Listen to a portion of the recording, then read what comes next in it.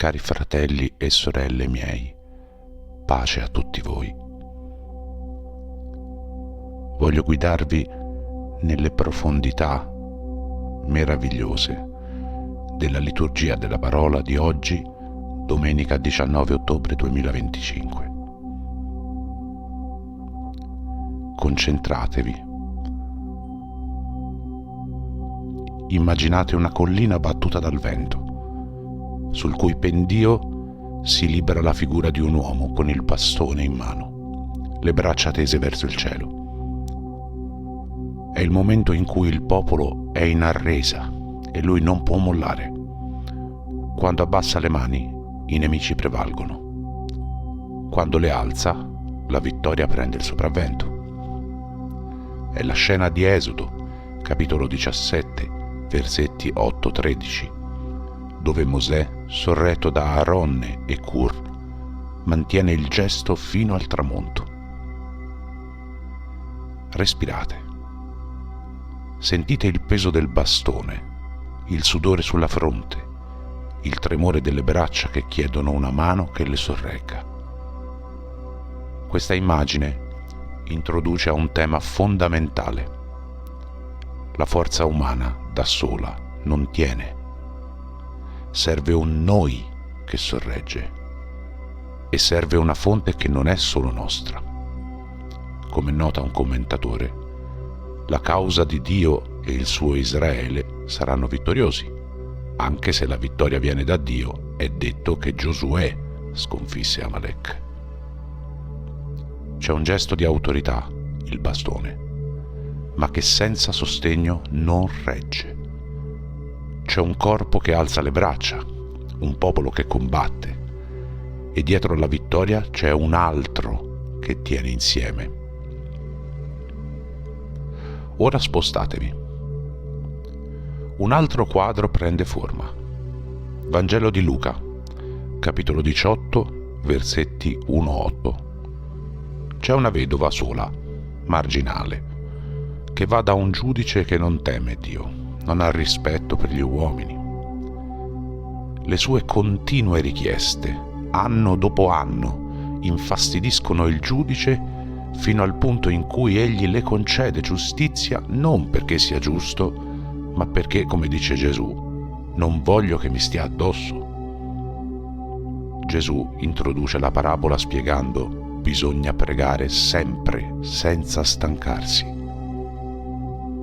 Mettete insieme queste due scene: la collina e le braccia sollevate, la vedova insistente che non si ritira. E ora dite dentro di voi: sostegno, perseveranza, parola. Fate un piccolo gesto. Toccate il polso con l'altra mano. Lasciate che queste tre parole si imprimano nel corpo come un sigillo leggero. Così create un'ancora. Quando la fatica vi prende, quando le braccia calano, richiamate quel tocco, quelle parole, e lasciate che la scena si rialzi. Nel primo racconto, le mani alzate simboleggiano la vigilanza, la fiducia, la dipendenza da un aiuto che viene dall'alto e al tempo stesso dalla comunità che sostiene. Aaronne e Cur, che si posizionano ai lati, sono la rete silenziosa che rende possibile che il gesto duri. Questo insegna che la vittoria spirituale è sempre collettiva.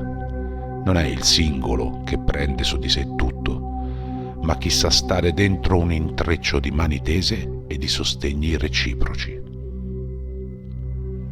Nel secondo racconto, la preghiera non è solo parola isolata, è perseveranza, fino a che il cuore si trasforma, come uno scricchiolio di ginocchia al crepuscolo, lento, insistente, e la vedova che torna e torna, non perché Dio non voglia rispondere, ma perché la risposta non è solo esterna, è il piacere che il cuore diventi più simile a Lui e la pratica della preghiera diventa palestra di carattere. Poi c'è un terzo racconto che richiama la scrittura come allenamento. Nella seconda lettera a Timoteo, Paolo ricorda che tutta la scrittura è ispirata da Dio ed è utile per insegnare, convincere, correggere e formare alla giustizia. È come un manubrio che sollevate ogni giorno. All'inizio pesa, poi costruisce il muscolo interno. Quando vi immergete nella parola, non state solo accumulando conoscenza, state plasmando un'abitudine, un corpo spirito che sostiene le braccia alzate. Ecco allora l'arazzo che unisce i tre momenti. Mani alzate, preghiera che non cede, parola che diviene vita. Sentite la vibrazione dentro, il bastone che punta verso l'alto, la vedova che batte al cancello, il libro aperto che illumina la stanza al buio. Dal punto di vista mistico cristiano, queste immagini diventano simboli dell'anima che si alza, del cuore che insiste, del testo che genera trasformazione. Mosè in cima alla collina, l'anima in cima a se stessa. La vedova che insiste, l'anima che non si arrende. La scrittura che entra, la forza che si radica. E se allarghiamo lo sguardo alla tradizione esoterica e cabalistica, troviamo che il gesto di sollevare le mani non è solo metafora. Nella Kabbalah si associa all'apertura delle Sefirot, alla tensione verso il divino, che deve restare attiva e stabile. Il bastone diventa simbolo di autorità spirituale, la vedova figura dell'inizio interiore, della fase in cui il sostegno esterno è tolto e l'anima impara a reggersi da sé con l'aiuto dell'alto.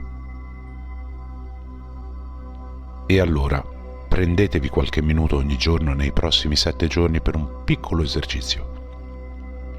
Scegliete un momento e sollevate idealmente le braccia, anche solo mentalmente. E mentre lo fate, ripetete dentro di voi: mi sostengo, resto presente, accolgo la parola. Poi chiudete gli occhi, immaginate la vedova che ritorna, la scrittura che illumina, la comunità che regge le braccia. Sentite il cambiamento che avviene. Vi vedrete tra qualche mese, dopo aver servito, pregato, studiato, e scoprirete che vi alzate con minor fatica, con mani più ferme, con cuore più saldo. Ricordate, non serve un gesto epico ogni volta.